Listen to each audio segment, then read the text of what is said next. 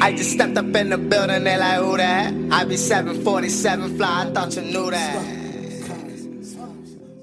It's Tyra Bernai, and you rocking with Front Office Bosses Podcast. Come back with a bang. With a banger. That's what I'm talking about. You know, once again, welcome to Front Office Bosses Podcast. I am Q Kaz. Got my man Yank with us today, like always. And tonight we got a special guest coming from Pula, Georgia. By way of Pula. All right. Alright, excuse me. Wow. Miss Tyra Bernai. Wow. And I said that Bernai. Independent music artist. We got a chance to listen to some of her music, which was incredible. I actually was put on by Yank a few months ago to listen to her music because he thought she was dope. So we got the pleasure today to interview her and give her some, show her some love and just see what she's about, where she's come from, and we're gonna dig right into it. Sure. So, Miss Tyra. May I ask where you are from formerly, since I butchered that earlier? Yeah. No, you good. But I am originally from Smithville, Georgia, by way of Leesburg, by way of Cooler. Yeah. I am currently located, but my roots are Smithville, Georgia. Okay.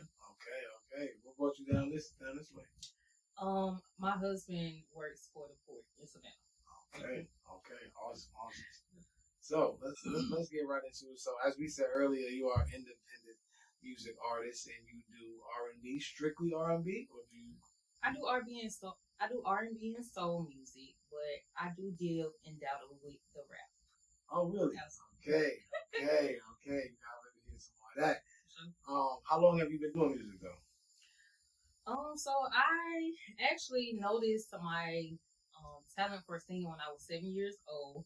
I started singing in church and kind of just grew into it from there. Singing at events, on into college. I joined Sigma Alpha Iota, which is a music fraternity. I've never heard of that. You heard of that? Wow. Founded in Ann Arbor, Michigan. Oh, okay. Look it up. Don't ever play with roses. Nah. No disrespect. We trying to get put on. Absolutely. For sure. Yeah. So just going into college and even after college, just my passion for music, I grew into, just finding my own sound. Right. Okay. Now, I did get it, as I said earlier, a chance to listen to some of your music, and I did before. And I said earlier, I hear a lot of, and no disrespect, I hear some pain in there. For sure. Maybe some betrayal in there. Mm-hmm. Is that like the catalyst of your style? Do you have like a set style? Is that like one of the main kind of categories you kind of hone in like from reality? What's the inspiration? Yeah, I said sure. I'd like to say that. Yeah. So, I get inspired by a lot of stuff, honestly. But to hit on what you said, betrayal and just, certain things that I have been through and healed through and gotten through, grown through. I like to write about that as well, just to, you never know what might help the next person or what might relate to the next person. So I like to write from experience a lot of times, or most times, I would say. Yeah. But outside of that, I find inspiration in traveling. I find inspiration in my family. I find inspiration in past relationships, friendships even, and just the journey, honestly. Everything that comes with the journey, from the top to the bottom, from the good to the bad, the ugly, the down, dirty, nitty gritty, you know what I'm saying? Like, I find inspiration in all of it. Now, so I used to do a little bit of music. So you used to do, like, you don't do music. Anyhow. I can't do music anymore. And my man, I didn't say that. My man do music too as well, and the writing process. Out of all of that you just said, what comes the easiest to write about? What category? What situations? Like what's I had like for me, like not the country. For me, it's relationships and or women and or real life. We go through that every day, all day, versus some party. So I Right. find that. What's your creative process? Yeah. As a female artist. So, like I said, I started singing when I was 7. So, going into grade school, I used to write music. But during that time, I really had not gone through much to for the music to even make sense for it to sound good or the shit to, just really be a hit for real. It was just, so just growing into the writing process, because a lot of times too I hit writer's block and I go through seasons of just, being still, and that's a thing too. So the creative process for me is just really just honestly whenever I'm moved to write, honestly, because I'm not always moved to write. So a lot of times, I just chill on the music. Yeah. I get that. It just comes. It comes when it comes. It comes when it comes. Absolutely. Yeah. So what's some of your all right, so you said you were singing since you were 7, so that makes me to believe maybe you grew up in church, maybe. Yeah, so that's where you kind of got your first your feet wet and I guess public singing, maybe. For sure. Public singing. Nah, singing in front of people. Period. Nah, but I want to know how your family feel about like the church family, not just your immediate family, but how your church family feel about like. I'm glad you asked that because for a very long time, and I wouldn't even say a very long time, it just felt like a long time because when you feel things deeply and you're an emotional person, it seems like a long time, but it's really not that long of a time. Yeah. It took a long time for me to process people accepting me as not being a gospel artist. And that was because for a very long time, they thought that I was going to release gospel music. And so I didn't know how they were going to perceive that, which I really didn't necessarily care about, but it was just something that I was concerned about. Yeah. So out of respect, absolutely. Yeah, Sure. Out of respect, for sure. And so that's kind of why the first album was called Saints versus Sinners, because it was like a me versus me type of thing, but the same token, it's like I'm the saint in the sinner. Yeah. You know what I'm saying? So it's like this is y'all seeing me for me as I am. You know what I'm saying? So that was kind of like the way I presented it. And so if people, just listen through the album from the top to the bottom, it's like it just tells the story of like, okay, this is literally the saint versus sinner. Right. Okay, yeah. So to say that, describe your signature sound, like for somebody who don't know you, being that you grew up in church, you just explained the saint versus sinner scenario. Describe your signature sound. What you think is your signature sound? Probably. I would definitely say the R&B and soul would be my signature sound.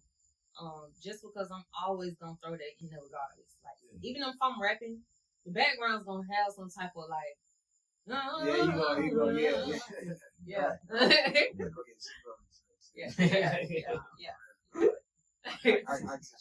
you. What's some of your like your trials, that you had to overcome during this journey to you wanting to become an artist? What's some of the trials you probably had to overcome? I would say just learning the way, honestly. I never really wanted to be an industry girl per se, so I have definitely taken things slowly for myself, just, easing my way into the music and learning the ropes of the music, starting out.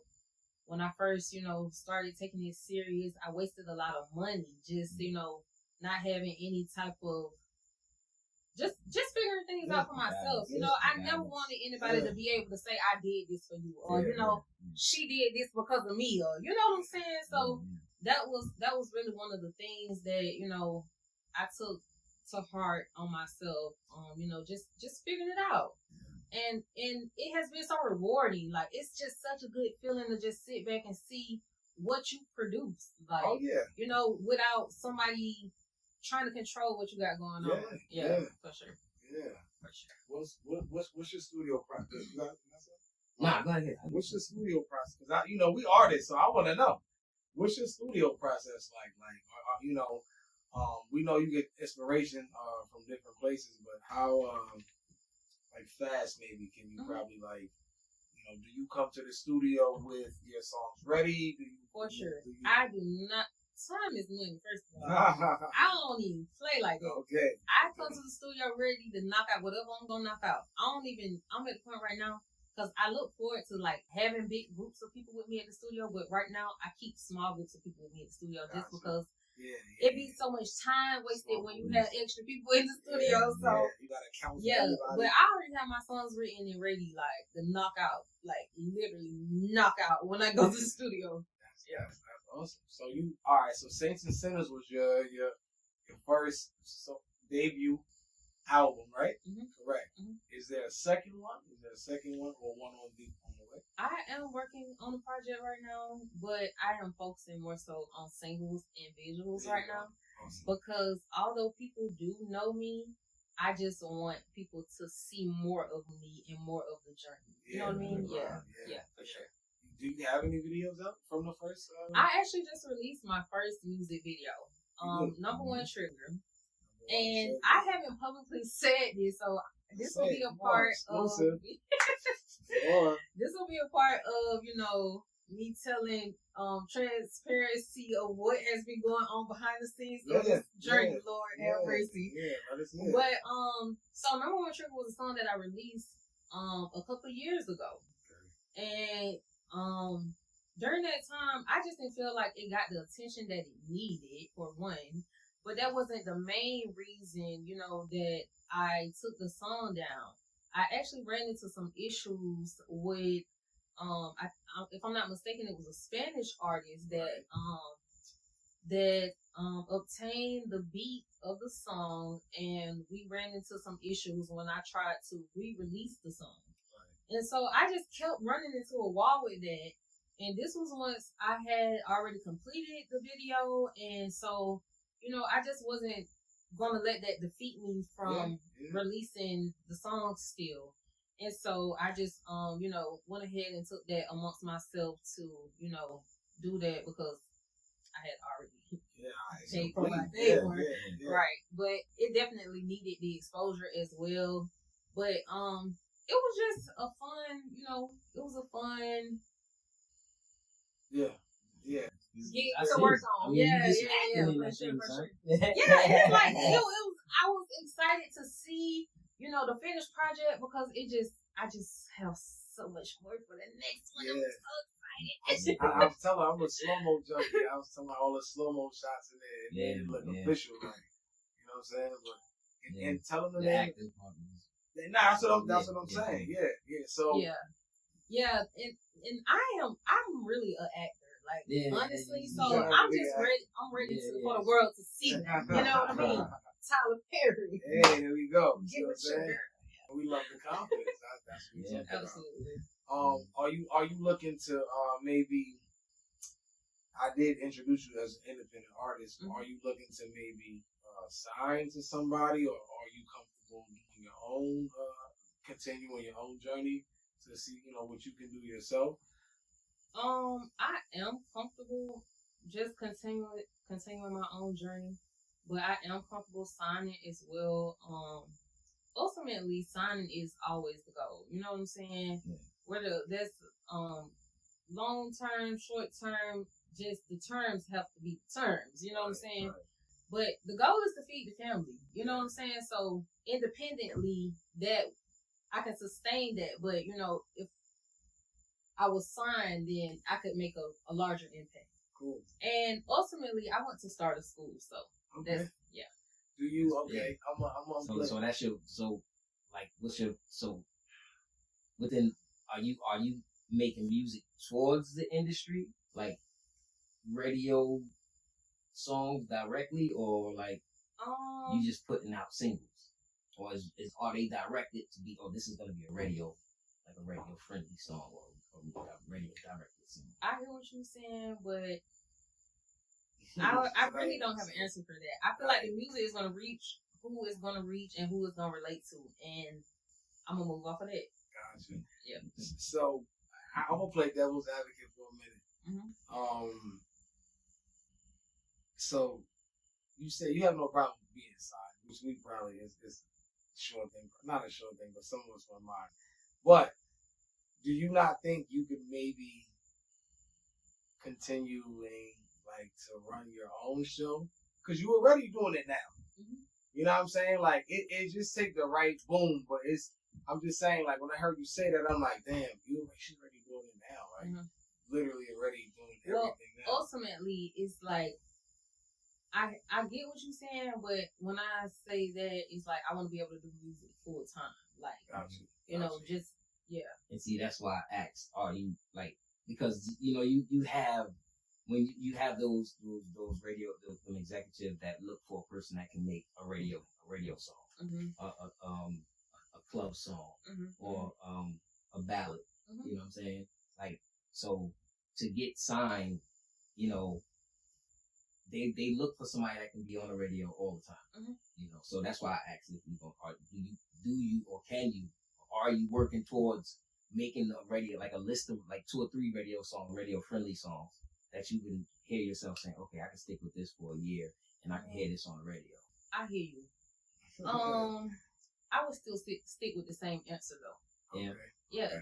Whoever gonna fuck with the music gonna fuck with the music. No, well, yeah, I get that. No, well, see, I ask every artist this or similar because I bring up one song and one song only. Trap Queen. Everybody listens to Trap Queen. Freddie Watt. Okay, yeah. Right? What about that song? He lived with that song like 2 to 3 years before the country heard. Right. You know what I'm saying? Like, and that just goes to show how timeless music can be. It is. All it takes is the right ears. It is. That and he made that song for a specific like arena type shit. Right. You know what I'm saying? And he sent it there. He kept it there and he lived with it there. You know. So that's why I asked if, you know, can you make or would you be able, would you be comfortable with making, you know, sitting with radio friendly songs, or club song, ballad songs, or if somebody came to me with a contract saying write this type of song right now, I'm ready. Okay. That's nothing. Devil's advocate. See, they go your devil's advocate. Yeah. Are you comfortable singing other people's songs? Yeah. Okay. Like, do like it. I mean, that's how I got into it though. You know, just getting comfortable with my voice, and you know, it was really just performing other people's songs. You know. Are you okay? Are you comfortable giving out your songs to other people? For sure. Really? You saying ghostwriting for somebody else? I guess. I never really thought about that, to be honest. Yeah. Somebody asked me that. I think I'm not too passionate, but you know, I take pride in what the creation comes out of. Oh, wow. You know what I mean? Maybe so, but that's why I asked that. Some people be like, yeah, some people be like. But the same token, I would want that person to give me like an overview of what they would want the song to be about. Like, you know what I mean? Gotcha. Yeah. Gotcha. Wow. Okay. Opposed to giving them one of your songs. Right. That's like giving them something off the top of my head that I've been through. That, you know, that I could have made that hit on my own. Like, so that's what I'm saying. Some people sell their songs. They like, I can do it. They be like, I had this for 3 years. I'm sell this, and this is something they've been through. I'm like, I don't know if I can do that. Right. Yeah. No. You know what I'm saying? All right. So how do you utilize? Do you use Facebook, TikTok? How do you like utilize the platforms? You know, for your music. I know you're on YouTube. I know that. Actually, the YouTube thing started through the distribution I was using, so that's how it was able to be uploaded to YouTube. But I really just started my own personal YouTube channel that really, you know, I'm growing it now. Yeah. But outside of that, I'm really not a big social media person, so I'm kind of trying to get back into it. It really doesn't impress me. I am not impressed with social media. It's terrible, honestly. Yeah. But you know, just growing up as a millennial, I was outside. These kids are social media has ruined the world. Nevertheless, I do use social media, you know, to promote the music, but it's so hard. It's time consuming, but it is time consuming too. And you know, ultimately, I do look forward to having a social media manager that can do these things, that specialize in, you know, growing followings and content creation. That's just not my forte. I do the best I can. Amen. I mean, I know your husband work, but he don't. Oh yeah. No, for sure. I know because I used to do music together. We didn't. We really didn't do music together, but he does behind the scenes. He is. I was just about to ask that question. Anything I ask of him, he gonna get it done. When it comes to, you know. I was gonna say balancing, you know, for sure. A music career, you know, and because you're a mother, you know how tough is that to you know go home and be a mom and then still have to like create. I know it comes when it comes, but as far as is it something that's tough for you to do, or is it? I wouldn't necessarily say it's tough. You just learn how to balance. Like, I don't know. It did take me a long time to wrap my head around having 2 kids. I can't lie. Like, even getting us ready, getting out the house, like, oh God, it just took a long time. But it's like, once I, you know, wrap my mind around it, it was nothing. Like, girl, you cool. But yeah, seriously, you just make it happen. Honestly, you just make it happen. Definitely. Mm-hmm. I know they inspire you to write. Absolutely. Yeah. Okay. Absolutely. Even just to grow. Yeah, I bet. Mm-hmm. What's going back to the gospel thing, like who is your biggest gospel influence in music to influence you in music? My biggest I got two, one for gospel and just one for like R&B, but because you can hear it in your music, you know. You do have some touches of speaking, you know, the word in your music. You know, gospel influence. I really can't just say one particular artist outside of Kirk Franklin. Okay. But I say that because it was like growing up in church, you literally learning a new song to sing every other week. So it was just like, you know, old school, contemporary type of gospel music. Okay. Wooden flow beating type stuff. You know what I'm saying? Humming, clapping, that type of thing. Tambourine,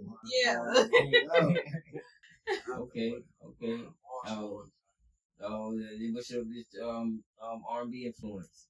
Or soul influence? Neo soul, R&B. For sure.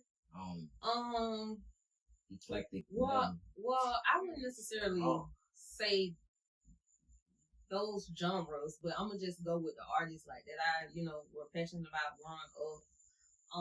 Definitely Usher. That was my first live concert. Shout out to my aunt Ingrid for that one. Selena Johnson. Y'all know Selena Johnson. I listened to a little bit of Tweet growing up. Missy Elliott was a big influence for sure. Beyonce, Dangerously in Love was definitely about. Did you dabble with Lauryn Hill any? I did. Lauryn Hill, India Arie, for sure. So yeah, those are like some of the main, you know, artists that I would listen to growing up. Mm-hmm. What's the difference? What's the difference from the music you make, like for yourself, versus the music you would like release to are there some songs that you hold back to to where you're like, no, this is personal or this is for me? I wouldn't necessarily say songs I hold back, but it is songs that I like keeping it tucked until I'm ready. But like I say, I took number one Trigger down, not only because I didn't feel like it was getting the attention that it needed, but because of the way I presented the song, it wasn't like I just didn't like it, and it was literally triggering me like to listen to the damn song. So I'm like, okay, I'm gonna go through this a little longer, and we gonna do this later. So yeah. Number one Trigger, I like that. You start with the obviously, would you get the beat first or you start with the lyrics? I do a little bit of both.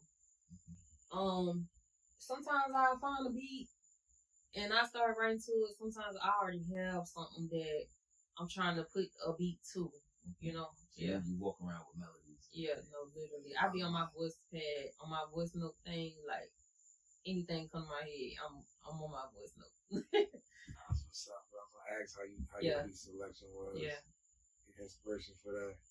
That's great. So what's your goals with the music? As far I know you said we want to get signed, but like, do you have anything behind it? Any merchandise? Do you have anything, or is it just strictly the music right now? It's strictly the music right now. I do have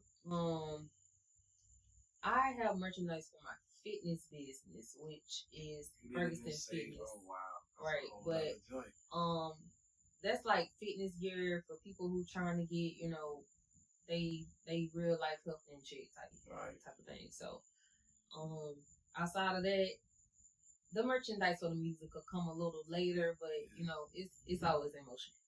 Fitness, how long you been doing that? I actually started my fitness business during COVID. And that was really just for like waist shapers and sweat creams.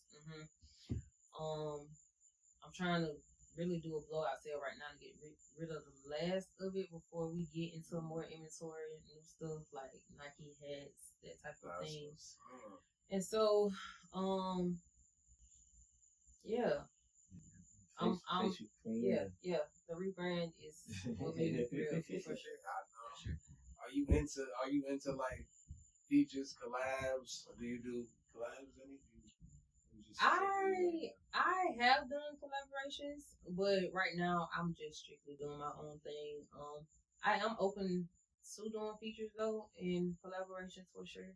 It just hasn't been anything on my agenda right now. Mm-hmm. Wow. I was just thinking about it.